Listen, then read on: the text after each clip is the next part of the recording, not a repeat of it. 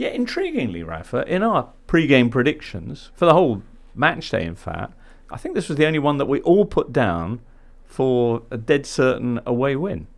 Yeah, I don't know about that certain, but yeah, we I think all felt that United going into this on the back of another shambolic Premier League performance and injury problems might be ripe for the taking.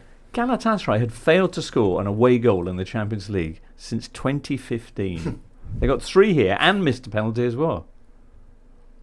I'm shaking my head in disbelief, but... Would you say that they weren't even that good Tuesday night at Old Trafford? I mean, for the first 20 minutes, Yeah. United looked as if they might play them off the park. They scored a goal, they had real confidence, they moved well. Højlund looked wonderful up front. There was a bit of zip in their game. Mejbri got forward. Bruno Fernandes had some nice movement. Rashford looked alive.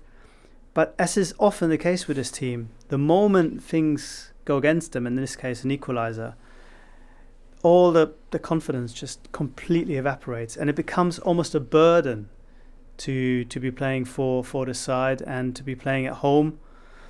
And it just felt like a game we've seen before. Yeah. For many years. And Messi again. Mention the equaliser. Wilfried Zaha. Yeah, Wilfried Zaha, but terrible defending. Okay. From Diego Dalot, who But he I'm took it reliably well, no? informed. I thought he took it well. You know, his. Yeah, no, he took it well, but I mean, the ball's bouncing like a million times in your own box. And Diego Dalot, who I was reliably informed was sold to United on the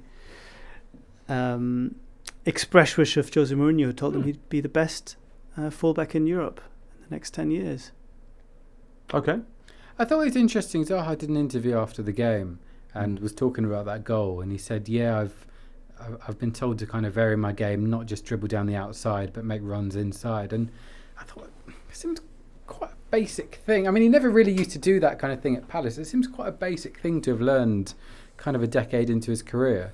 And I just wonder whether being at Palace for almost his entire career kind of did just hold back, like a really talented Stagnated player. him. Yeah, you think of the managers he plays under, they're not managers who develop attacking players. They're managers who want certain things from attackers. I thought he varied his game by not falling over, actually, because the challenge was there. There was even a kind of hand wafted in his face, but he fought off. Was it Dalot? Well, Yeah. Okay, Dalot magnificently, and put them level. And then Højlund struck again, an even better second goal. Yeah, huh? fantastic goal, wonderful goal. Very Haaland-esque, but possibly with a more technical finish that Haaland tends to go for.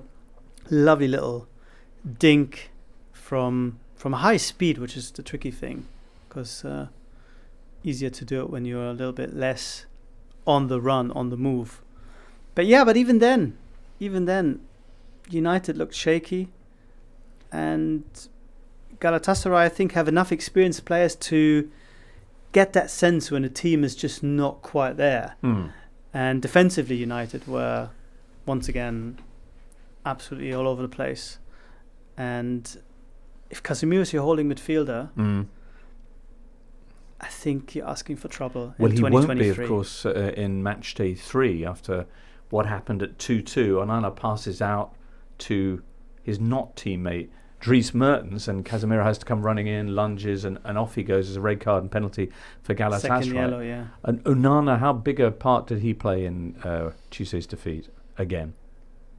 Yeah, 33%, I'd say.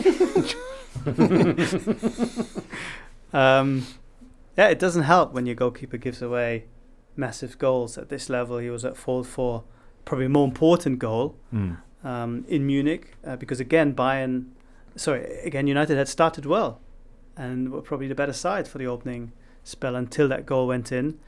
This time, it killed off any sense of a United comeback is the wrong word, but getting into the game more in the second half. And then, of course, they could have not just conceded one, but 2 more. Right, because the penalty not converted, but then Onana beaten.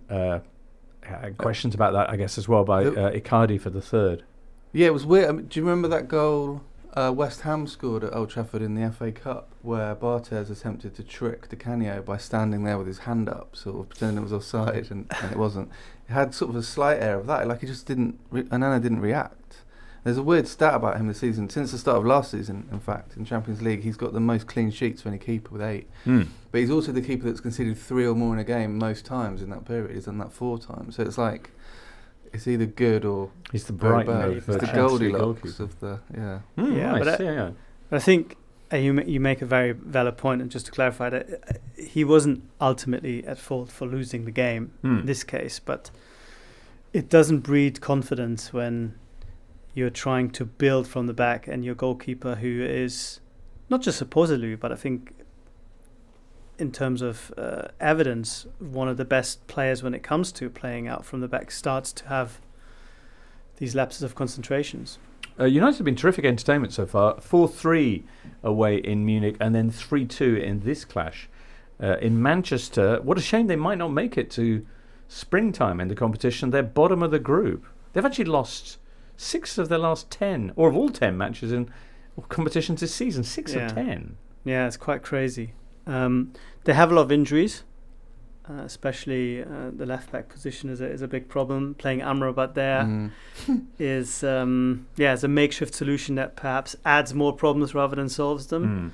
His positioning was first ever left-back libero in that game. His positioning was quite ropey at times, and I think United would be better served with him playing there. Of course, in the absence of Casemiro, at least in the next game against Copenhagen, I'm sure we'll see him in this more orthodox position, but it just looks so flimsy, and that's what I think gets exposed at this level. Hello there. If you've enjoyed this video, why not subscribe to this channel?